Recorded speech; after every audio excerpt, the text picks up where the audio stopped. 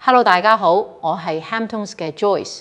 今日我哋嚟到 Richmond 睇一個項目，係一個封閉式別墅住宅區。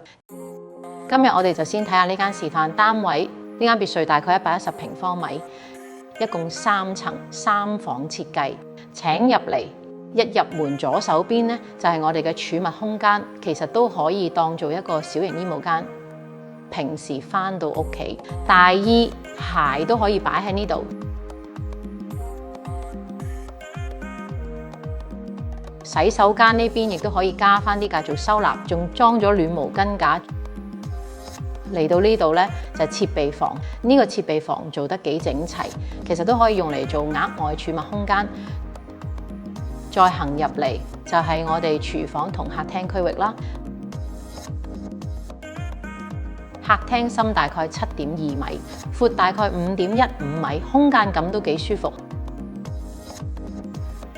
客廳行出去就係我哋嘅花園，發展商已經幫你種好晒植物，地下鋪咗呢種木紋磚，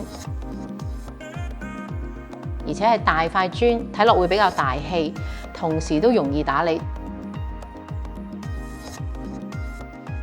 廚房呢邊就係我哋嘅主廚房區域，呢度有內嵌式抽油煙機、石英石台面、焗爐、微波爐全部都配齊，雪櫃亦都已經內嵌好。有樣嘢我覺得佢哋做得幾貼心，首先呢個盤屬於1.5升盤嘅設計，另外個水龍頭仲係即熱式，直接開就有97.8度熱水，即係連熱水壺都唔使。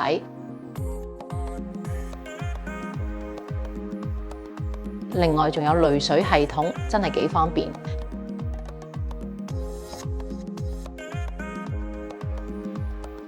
轉過嚟呢邊，樓梯底仲有一個儲物空間，放咗洗空一體機。